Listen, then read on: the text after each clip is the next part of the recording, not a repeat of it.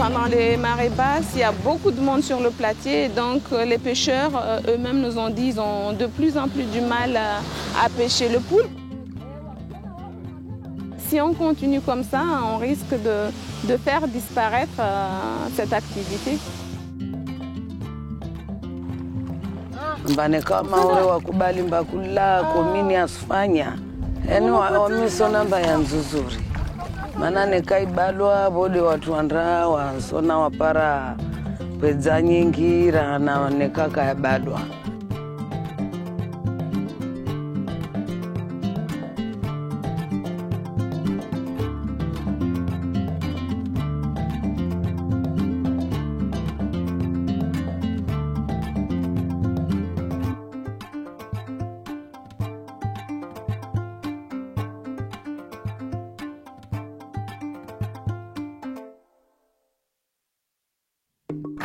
Face à une diminution des stocks de poulpes et pour assurer une gestion plus durable des ressources, le parc naturel marin de Mayotte a souhaité réagir. Karani, agent du parc, a accompagné les habitants des villages de Mzoazia et de Mbouanatsa dans le lancement de la première fermeture temporaire de zone de pêche à pied de Mayotte. Zaoudjati, porte-parole de l'association des pêcheurs à pied des deux villages, l'a aidé dans son travail de terrain. Ce film relate leur parcours et toutes les étapes de la mise en place de cette expérience communautaire menée en partenariat avec la commune de Bouéni.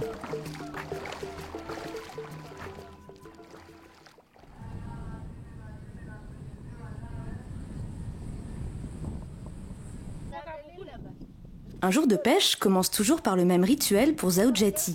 Elle aiguise des pics en bois. C'est avec cet outil artisanal que se pratique traditionnellement la pêche au poulpe. Pour capturer leur prise, les pêcheurs arpentent le platier à marée basse. Et c'est là que commence la quête. Car la pêche requiert patience et concentration, les poulpes se cachent dans les trous du récif et sont parfois très difficiles à détecter.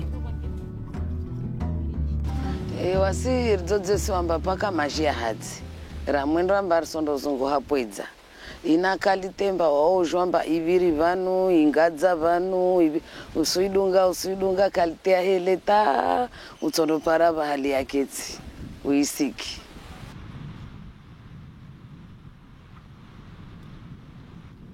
wabahalimba utsoiparamba ijivanu usudungade heliaja wabahalimba usudungade heliavira ata utsondoona ligumbo uisike renge mri risike tai heye kaka iskiri mtu kwa namnele yo hubambia pia uheya udunga uheya mtu asubuto uikwa.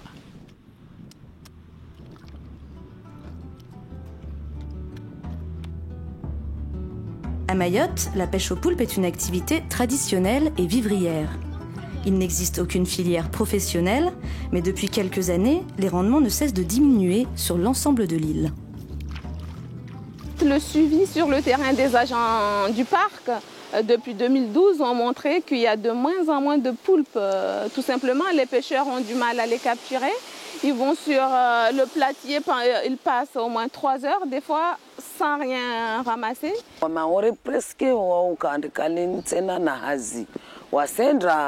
Bewa mwenda kapara sulemewa ulianda leo katsenda meso behale ulianda lewa kwenda meso ande murundo antapaka majia zia uhadzi yavunzu shimauro waturongwa yavunzu dewa kozia hivyo beapa sabanu wende kwa para usulemewa au para moja tu usulemewa mbaho kabshitu nsenda nende narende na wale jwa tu na bahali mbali nde tabandazira nde tanguja nde tambua natsa.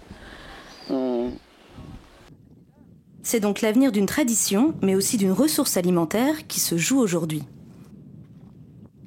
J'aimerais bien que les gens, dans les 30 années à venir, dans les 40 années à venir, puissent au moins pêcher le poulpe. J'aimerais pas que ça reste une histoire. Ah, avant, on pêchait du poulpe. J'aimerais bien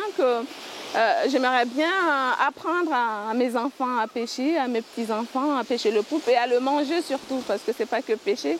On peut aller pêcher sans rien attraper, mais il faut aussi penser à manger.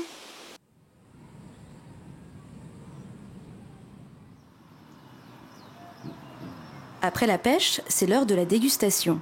Car le poulpe à Mayotte, c'est aussi et surtout une histoire de goût. Et une tradition culinaire qui se transmet de génération en génération.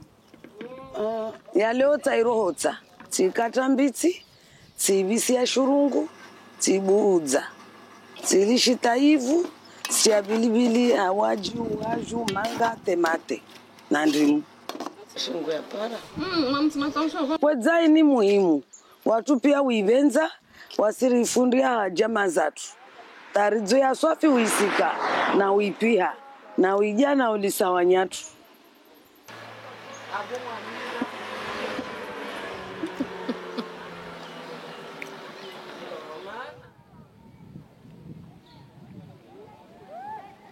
Plage de Mbouanatsam Zoazia. C'est ici que la première réserve temporaire de pêche à pied va voir le jour. Aujourd'hui, les pêcheurs de la commune de Bouéni ont été conviés pour délimiter la zone de platier qui sera fermée pendant 3 mois.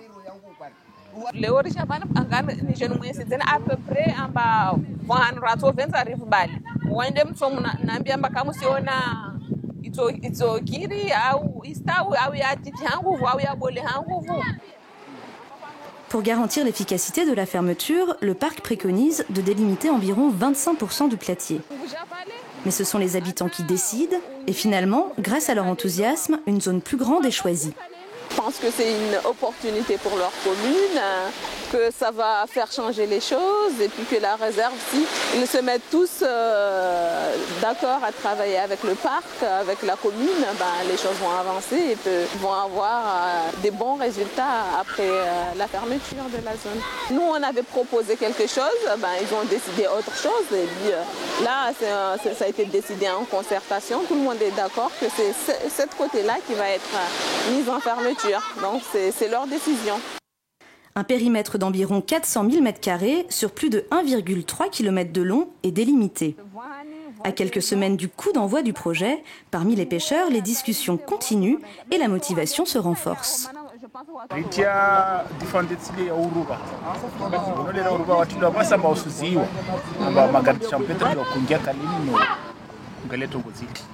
Basi haraka watu washashindwa watala haraka haraka walishi haraka uteuruba sababu maana magari dola kukana ushuka kale majamu haza basi watu wako tala haraka haraka donc surongo yani Jackson bude unarongo wale ambaye lazima magari San Pedro wale wakeno shubira kale bulo ke watu ambao wakeno vira odi la miro saidi obe parikine kawandre walotsa msada wasi plus tena swambia watu wale madomana mana le ratsoka una irenyo banu mfano tongo banu au bweni au n'importe où bahano uelewa soka una irenyo riwambia watu wale rahazini razadisi banu riwambia zo basi babo kirikamba watu parafikira fikira za utuka wale wanadamu marudi wazi wanadamu gawafikira tsinsanyengi badeta wao kwa moshi razone kalezone ne karwa dungu watu gawafikira.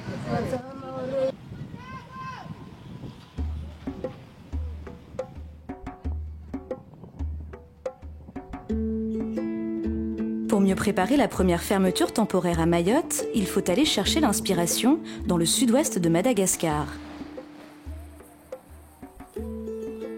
Dans l'aire marine de Vélandriac, le long de la côte des Vézos, le peuple de la mer, la pêche au poulpe est une activité économique centrale et surtout une affaire de femmes.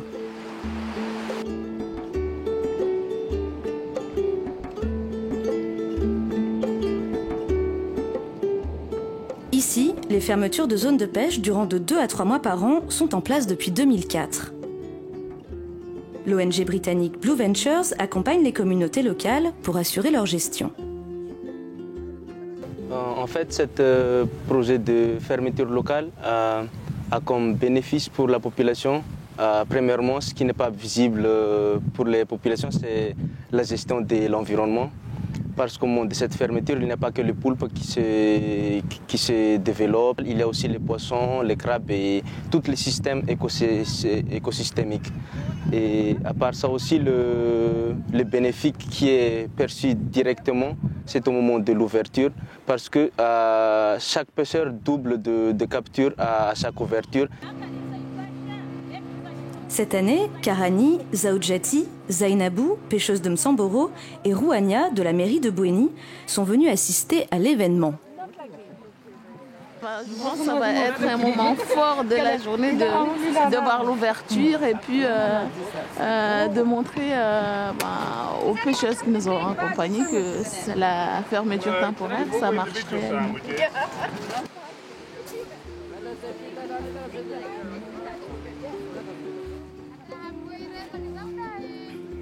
Au large d'Andavadok, l'ouverture de la pêche attire plus de 80 bateaux et 650 personnes.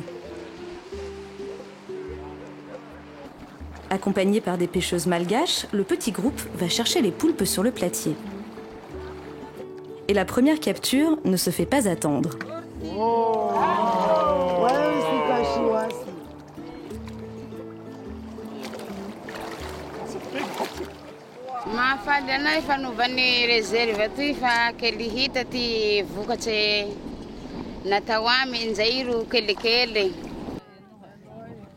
Après une matinée de pêche miraculeuse, tous les poulpes sont déposés au village le plus proche, sur l'île de Nocivé. Poids, taille, sexe par capture et identité des pêcheurs, les habitants se chargent eux-mêmes de la collecte des données. Quand on est arrivé au village, au lieu du débarquement, c'est là qu'on s'est rendu compte de la quantité de poulpes qui a été pêchée que par le village, parce qu'il y avait environ peut-être 7-8 villages qui étaient venus pêcher. Il y avait des pêcheurs qui venaient des autres endroits qui sont venus pêcher. Et donc, tout le débarquement ne s'est pas fait sur le village. Donc, quand même, il y avait des poulpes. Et puis, il y avait des poulpes de grande taille, en fait, qui ont été pêchés, des gros poulpes. Je pense que je n'ai jamais vu autant de poulpes de ma vie. Ce jour-là, 1 tonne de poulpes en moyenne est collectée dans la trentaine de villages établis sur la zone de réserve.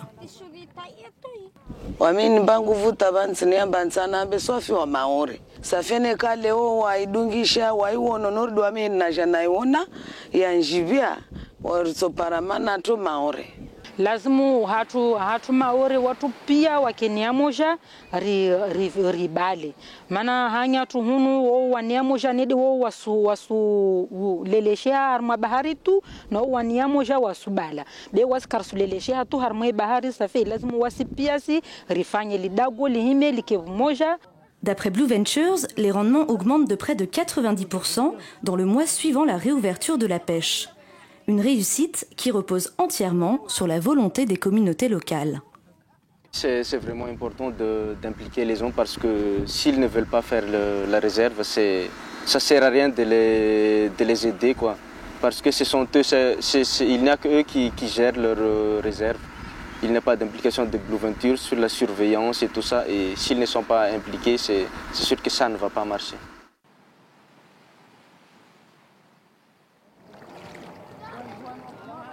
Un mois après le séjour à Madagascar, c'est la veille du grand jour à Mayotte. Karani et Paul effectuent une dernière enquête de pêche à pied sur la plage de Mbwanatsa. Ça fait 4 kg 250. Ok, merci. Ces enquêtes, ça nous permet d'évaluer l'efficacité de la fermeture temporaire de ces zones de pêche.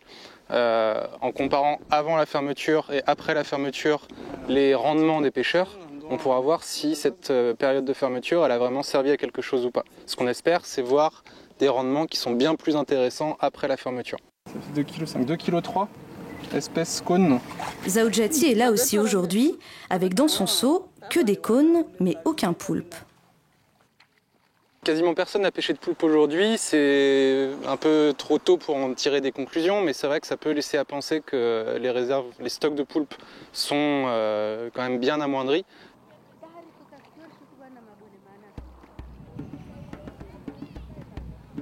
« 18 septembre, la première réserve temporaire de pêche aux poulpes de Mayotte est née. Sur la plage de Mzwazia et Mbwanatsa, la présidente du parc naturel marin, Bichara Bouhari Payet, ouvre la cérémonie. Les habitants, les pêcheurs et les élus de la commune de Bouéni sont là pour participer à l'événement. Afin de permettre à tous de reconnaître la zone de réserve, il faut maintenant baliser le périmètre dans lequel toute forme de pêche sera interdite pendant les 3 prochains mois. Ubala kale istawi mana pia watu nawaambia ambar subala wajibiwa waono na ikale ile hadza na dunia ile aja wajibiwa pia omba tu subala. Là, c'est le premier jour, c'est comme une ouverture de chantier, quoi. Donc on vient de démarrer un chantier, on a mis la première pierre. Je suis confiant parce que les pêcheurs à pied, donc si on peut les appeler comme ça, ils sont aussi confiants. Donc la population est confiante et ils veulent surtout, sache que c'est une très grande précision que je donne, ils veulent préserver cette poulpe. C'est ça le point majeur. Donc à Bouéni, dans la commune de Bouéni, les mangeurs de poulpe veulent préserver leur poulpe. Vous voyez, donc c'est ça le plus important sur ce projet.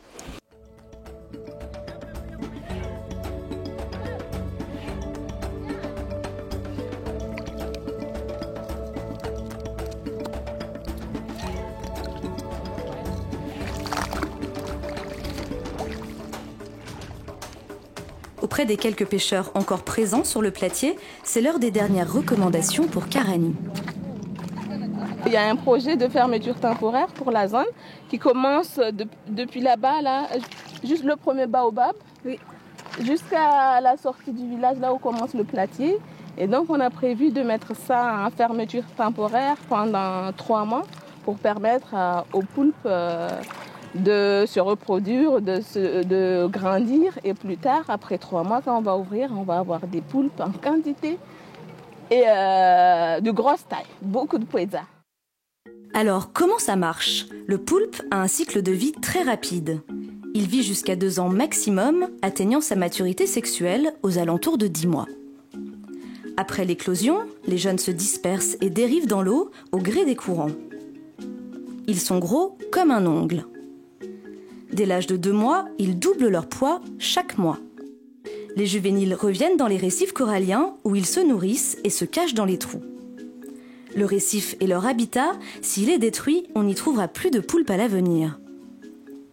Vers 10 mois, les femelles sont matures, elles pondent et s'occupent de leurs œufs pendant quelques semaines. Il faut éviter de les pêcher à cette période qui leur permet de produire des centaines de nouveaux poulpes. Si l'on ferme quelques mois la pêche aux poulpes sur certaines zones du platier, l'espèce peut donc se développer sereinement, les rendements sont plus importants et les poulpes capturés plus gros. Une petite zone protégée peut être bénéfique à l'ensemble du platier. Tout comme à Madagascar, la réussite de cette expérience repose sur l'implication et la bonne volonté des communautés locales. Le seul problème reste la surveillance et certaines personnes sont sceptiques que peut-être ça ne va pas marcher.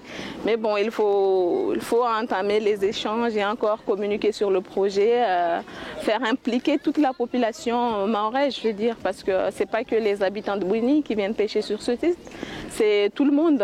C'est un site pour tous les gens de Mayotte. Donc, ce serait bien que tout le monde soit impliqué, que tout le monde soit acteur dans ce dispositif qu'on a mis en place. Pour assurer la surveillance, les équipes du parc tournent sur la zone en moyenne 2 à 3 fois par semaine. Sur les 3 mois de fermeture, une dizaine de personnes a été observée dans le périmètre. Toutes ont pu être sensibilisées par les agents du parc.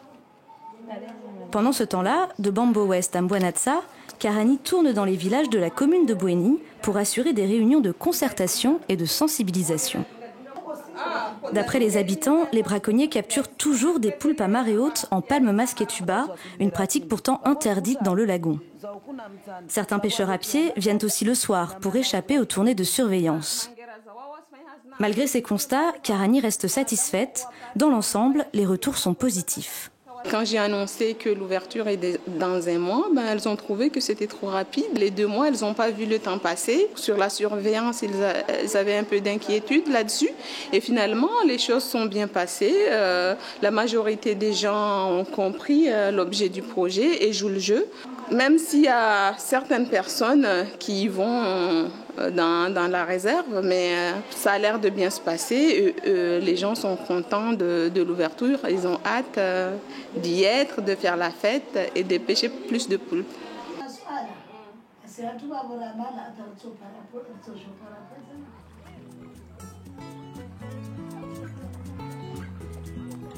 « 15 décembre, c'est l'heure de la pêche que tous les habitants attendaient après 3 mois de fermeture. Ils vont enfin connaître les résultats sur les rendements en poulpe.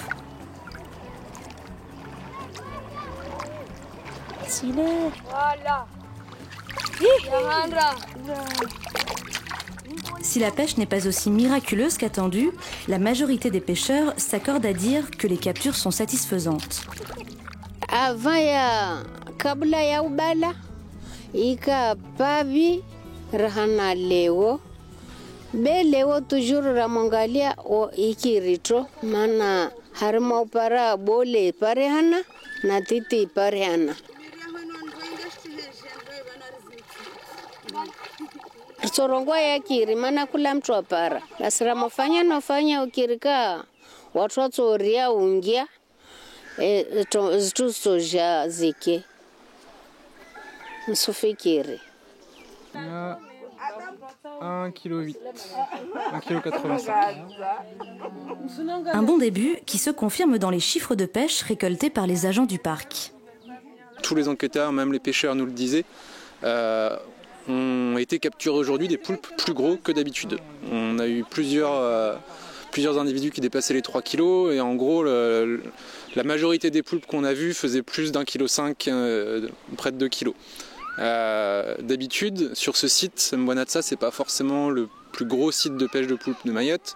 On est plus sur des captures de poulpes qui font un petit kilo en moyenne. Comme ça va. 2,5 kg et 3,5 kg.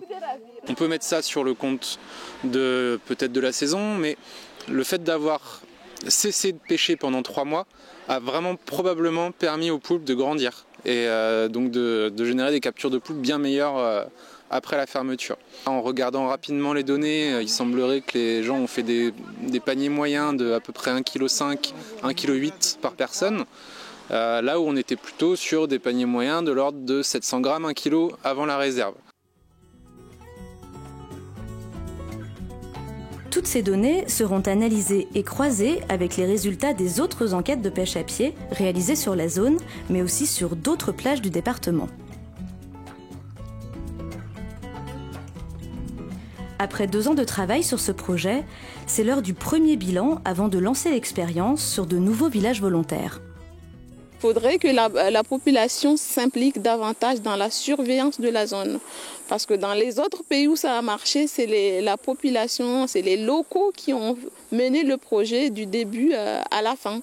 Donc le parc peut mettre en place des agents pour venir de temps en temps surveiller la zone, faire de sensibilisation, mais le plus gros travail revient à la population locale qui se trouve dans ces villages-là, qui pêche sur ce site-là. Une des clés de la réussite d'un projet comme ça, c'est vraiment le partenariat, c'est la concertation, c'est le fait d'avoir travaillé entre le parc marin, les pêcheurs, les élus, la commune, pour arriver à un projet qui convienne à tout le monde. Pour communiquer autour du projet, les communes ont vraiment leur rôle. Pour le choix plus technique des zones, des périodes de fermeture, les pêcheurs sont les premiers à savoir quel est le plus pertinent. Et le parc marin permet d'accompagner un petit peu toute cette démarche-là.